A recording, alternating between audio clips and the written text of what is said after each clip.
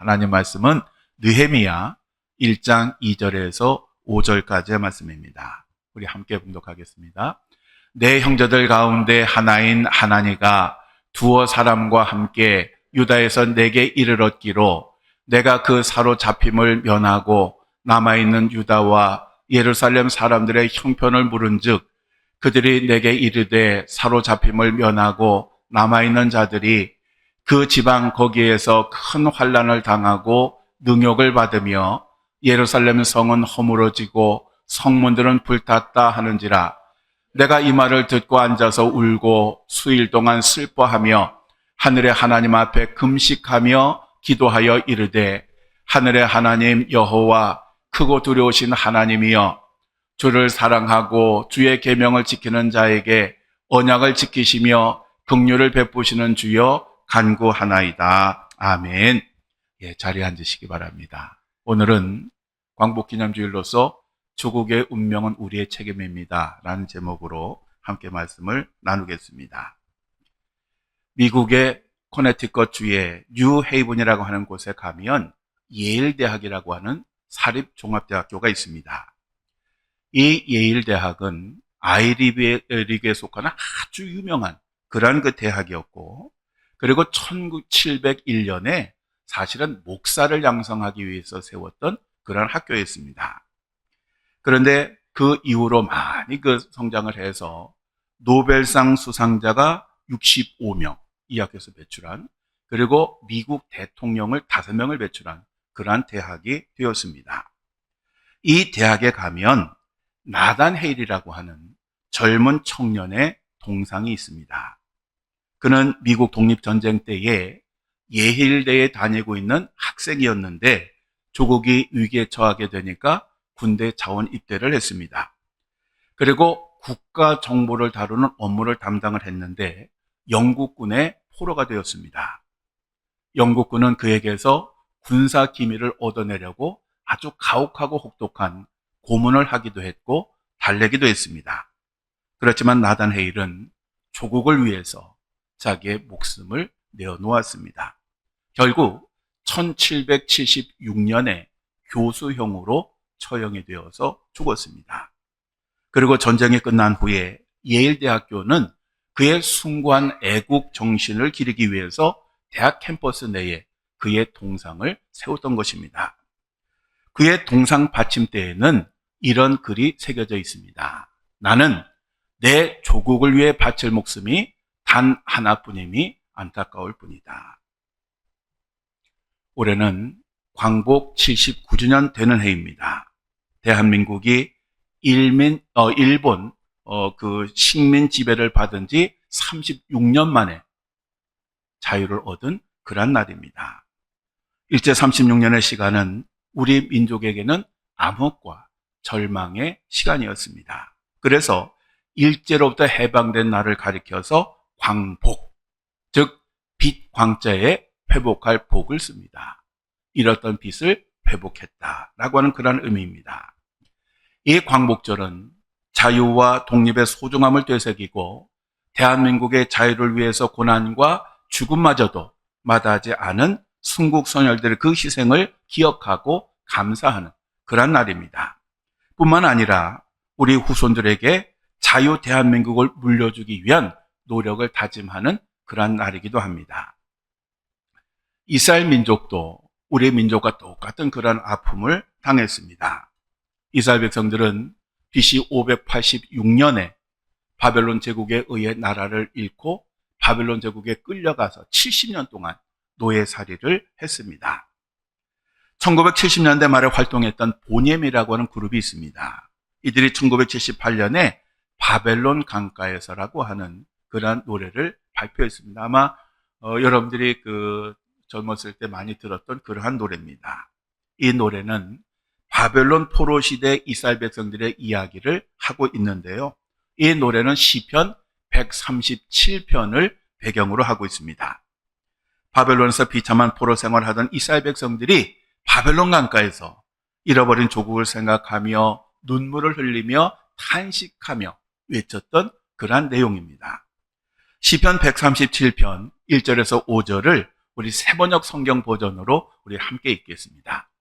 우리가 바벨론의 강변 곳곳에 앉아서 시온을 생각하면서 울었다. 그 강변 버드나무 가지에 우리의 수금을 걸어두었더니 우리를 사로잡아온 자들이 거기에서 우리에게 노래를 청하고 우리를 짓밟아 끌고 온 자들이 저희들 흥을 돋워주기를 요구하며 시온의 노래 한 자락을 저희들을 위해 불러보라고 하는구나. 우리가 어찌 이방 땅에서 주님의 노래를 부를 수 있으랴. 예루살렘아, 내가 너를 잊는다면 내 오른사나 너는 말라 비틀어져 버리라. 아멘. 바벨론에 끌려와서 종살이를 하는 것도 억울한데 바벨론 사람들이 하는 얘기가 야, 니들이 부르던 그 찬송가를 불러서 우리의 흥을 돋워봐라 라고 조롱을 했다라고 하는 그런 말입니다. 그러니 얼마나 수치스럽고 얼마나 고통스러웠겠습니까? 오늘 본문 말씀은 느헤미야에 관한 말씀입니다. 이 느헤미야는 하나님이 위로하시다라고 하는 의미의 이름으로서 정말 아주 입지전적인 그러한 인물이었습니다. 피집의 민족이요 포로로 바벨론에 끌려와 있는 그러한 종의 신분이었지만 바벨론 제국을 무너뜨린 바사 제국의 아닥사스다 왕 때에 왕궁에서 왕의 수를 담당하는 관원이 되었습니다. 이 왕의 수를 담당하는 관원 자리라고 하는 것은 독살이 보편적이었던 시대에 아무나 그 자리에 오를 수 있는 곳이 아닙니다. 정말 왕이 자기의 생명을 맡겨도 될 만한 사람에게만 맡기는 것이 바로 이 술 맡은 관원의 자리입니다. 조선시대의 왕궁에는 기미상궁이라고 하는 직책이 있었습니다. 이 기미상궁은 하는 일이 뭐냐? 왕에게 음식이 제공이 되면 그 음식을 드시기 전에 자기가 직접 먼저 먹어보고 독이 있는지 없는지를 판별하는 그러한 역할을 했습니다. 통계에 보면 조선 왕조의 왕이나 왕자의 죽음 가운데 30%가 이 독살과 연관이 되어 있다고 하는 통계를 보면 얼마나 많은 왕들이 이 독에 의해서 죽임을 당했는지를 알 수가 있습니다. 그래서 이러한 직책은 우리나라에만 있었던 것이 아니고요. 세계 다 곳곳에 있었고 그래서 정말 왕의 신임을 얻는 사람만이 그 자리에 이를 수가 있었습니다. 따라서 피집의 민족, 점령당한 민족, 그리고 노예였던 사람이 그러한 자리에 올랐다라고 하는 것은 정말 어마어마한 그러한 일이었습니다. 따라서 이 느헤미야는 왕의 절대적인 신뢰와 막강한 권력을 가지고 있는 그러한 사람이었습니다. 그런데 이 느헤미야는 현실에 안주하지 않았습니다. 느헤미야는 신적인 하나님으로부터 바벨론 포로 시대를 마치고 간 이스라엘 백성들, 그리고 그들이 살고 있는 그 예루살렘의 아주 끔찍하고 처참한 그러한 현실에 관한 이야기를 듣고 너무너무 가슴이 아팠습니다. 자기의 조국, 비록 자기는 이방 땅에 끌려와서 높은 자리에 있지만 자기의 조국과 그 백성들을 잊지를 않았습니다. 그래서 그는 동료들을 위해서 헌신을 하였고 스스로 그 높은 자리를 내려놓고 예루살렘 총독이라고 하는 아주 작은 자리를 얻어서 예루살렘으로 돌아옵니다. 그리고 방해와 모함과 위험을 이기고 무너진 예루살렘 성벽을 재건을 하였습니다. 또 율법학자였던 에스라와 함께 신앙 부흥 운동을 전개하였습니다.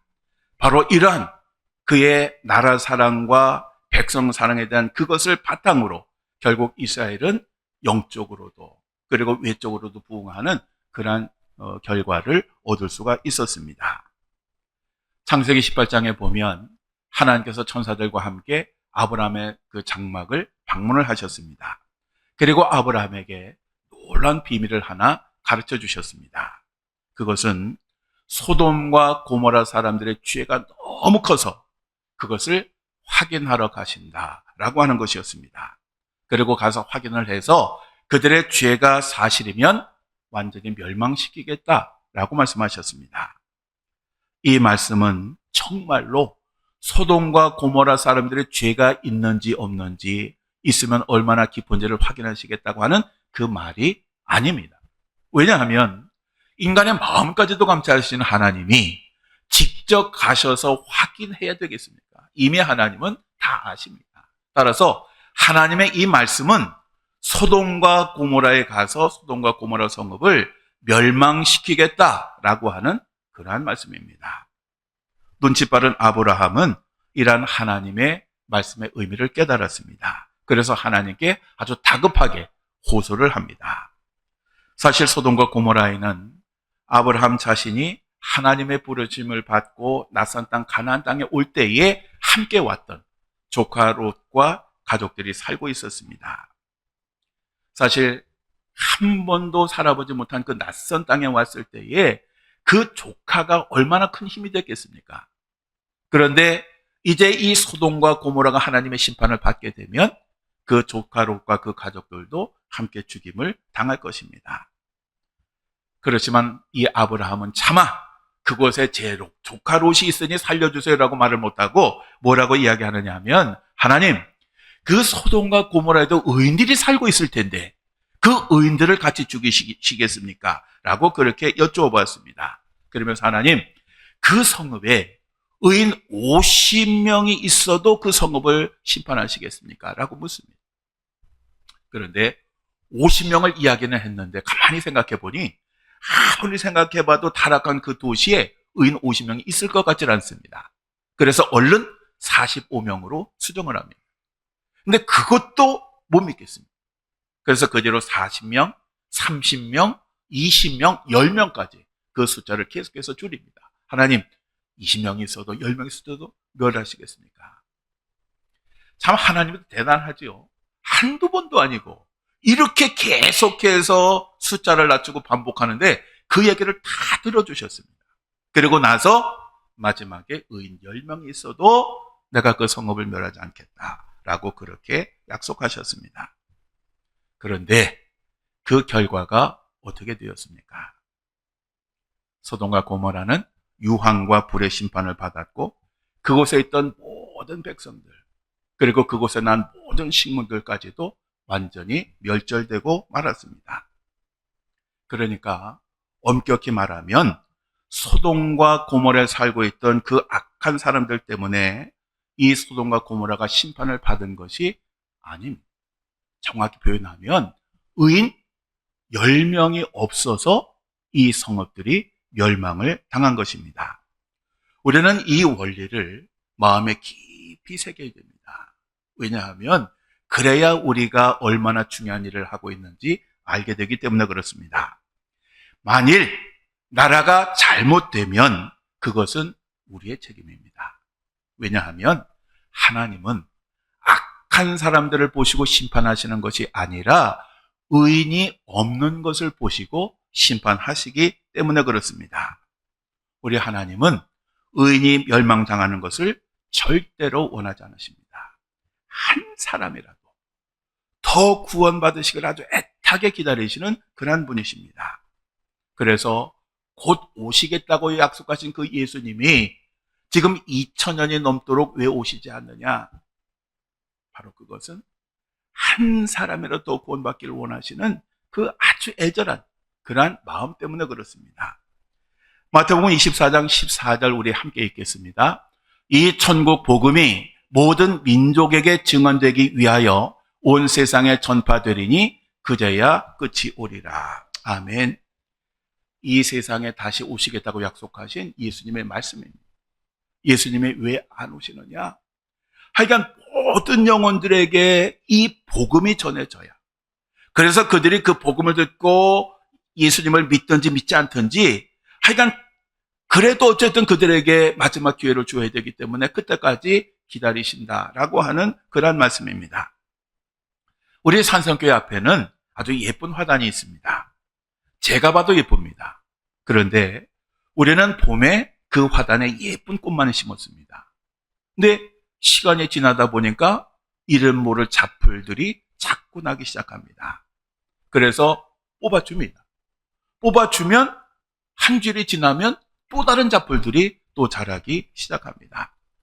마치 누가 다 기다렸다가 몰래 그런 것들을 심는 것처럼 그렇게 잡풀들이 자랍니다. 마태복음 13장 24절에서 30절까지의 말씀을 보면 예수님께서 가라지의 비유를 말씀하셨습니다. 어떤 원수가 밤에 몰래 다른 사람의 밭에다 가라지를 심었습니다. 시간이 지나니까 알곡과 가라지가 같이 자랍니다. 그런데 그 밭에 그 주인의 종들이 그것을 보고 주인에게 그 가라지를 뽑기를 원하시느냐라고 물었습니다. 그러자 그 주인이 가만두라, 가라지를 뽑다가 곡식까지 뽑을까 염려하노라 라고 이야기를 합니다. 주인의 관심이 어디에 있습니까? 가라지 아닙니다. 자기의 알곡에만 관심이 있는 것입니다. 이것이 바로 하나님의 마음입니다. 우리 하나님은 우리나라 전체를 보시고 그리고 믿는 이들을 보시고 축복하시는 것이지 악한 사람을 정치인들이 뭐 잘못하고 경제인들이 잘못했다고 심판하시는 것이 아니라고 하는 것입니다. 하나님은 오늘 믿는 우리가 어떻게 살아가고 있느냐 이것을 보시고 복을 주시기도 하고 심판을 하시기도 하시는 것입니다. 그래서 이 나라에는 많은 애국자 필요 없습니다. 뭐 그런 것이 생기지도 않겠지만 정말 필요한 것은 의인 10명, 하나님 앞에 올바로 살아가는 사람들, 바로 이러한 사람들이 필요한 것이고 이들이 진정한 애국자가 되는 것입니다. 자, 그러면 우리가 어떻게 해야 되겠습니까? 이 8.15 광복기념주의를 맞이해서 오늘 우리가 해야 할 일을 한번 생각해 보려고 합니다. 그것은 우리가 하나님 잘 섬겨야 됩니다. 하나님의 자녀로서 온전한 삶을 살아야 합니다. 모든 것이 인간의 계획과 뜻이 아니라 하나님의 계획과 섭리 가운데 이루어지심을 믿고 우리들은 이 세상에서 흔들림 없이 빛과 소금의 역할을 잘 감당을 해야 합니다. 특별히 우리는 기도하는 사람이 되어야 합니다. 우리 하나님은 악인은 멀리 하시고 의인의 기도를 들으신다고 성경은 분명히 말씀을 하고 있습니다. 출애굽기를 보면 이스라엘 백성들이 출애굽 과정에서 끊임없이 하나님을 분노하게 함으로써 마침내 하나님이 결정을 하시는데 뭔 결정하느냐? 이 선민 이스라엘 민족을 이 땅에서 완전히 없애버리고 새로운 민족을 세워 그 민족을 통해서 인류 구원의 뜻을 이루어 가시겠다라고 그렇게 선언을 하셨습니다. 신명기 9장 13절에서 14절까지 말씀 우리 함께 읽겠습니다. 내가 이 백성을 보았노라. 보라, 이는 목이 곧은 백성이니라. 나를 막지 말라. 내가 그들을 멸하여 그들의 이름을 천하에서 없애고 너를 그들보다 강대한 나라가 되게 하리라. 아멘. 모세에게 하신 말씀입니다. 모세가 이 얘기를 들었습니다. 마음이 너무 아팠습니다. 사실 모세 입장에서 이스라엘 백성들 생각하면 보통 화가 날 일이 아닙니다. 얼마나 애를 썼습니까? 그런데 이것들이 틈만 나면 어려움이 있을 때마다 지도자 원망했죠. 때려 죽이려고 그랬죠. 하나님 원망했죠. 그러니까 사실 어떻게 보면 이 모세도 이 이스라엘 백성들에 대한 그 정이 똑 떨어졌을 것 같은데 이 얘기를 듣고 모세가 즉시 호렙산에 다시 올라가요. 이전에도 40일 금식하면서 십계명 돌판을 받고 내려왔는데 이 얘기를 듣고 다시 올라가서 40일 동안 음식도 입에 대지 않았고 심지어는 물까지 입에 대지 않았어요. 그리고 하나님 앞에 엎드려서 간절하게 기도를 했습니다. 어떤 기도를 했느냐? 여러분 우리 모세의 마음으로 한번 이 성경 구절을 함께 읽어보겠습니다. 주 여호와여, 주께서 큰 위엄으로 속량하시고 강한 손으로 애굽에서 인도하여 내신 주의 백성 곧 주의 기업을 멸하지 마옵소서.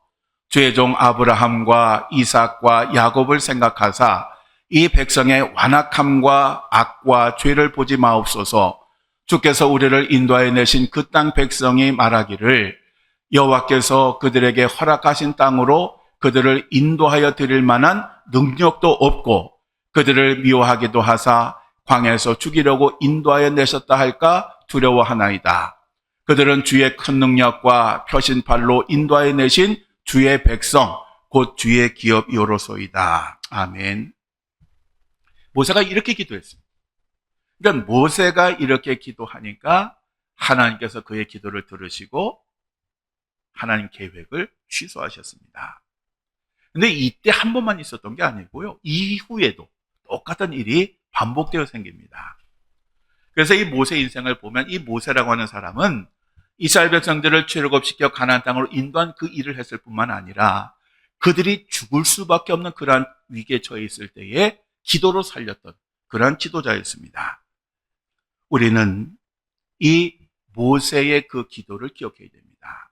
그리고 느헤미야 한 사람의 눈물과 결심으로 이루어진 하나님의 역사를 기억해야 합니다. 나라를 위해서 울지 않고 악평만 하는 사람은 절대 국자가 아닙니다.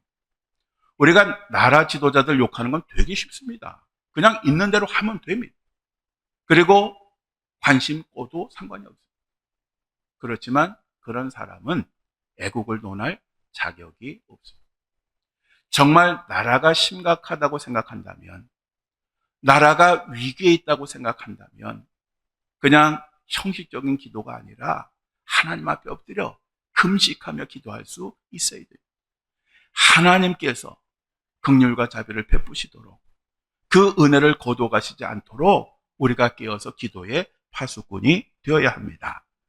뿐만 아니라 이 느헤미야는 기도하는 대로 실천했던 사람이었습니다. 즉 우리가 애국이라고 하는 것을 말만 하거나 기도만 하지 말고 우리가 할 수 있는 것, 작은 것이라도 실천을 하면서 살아야 됩니다.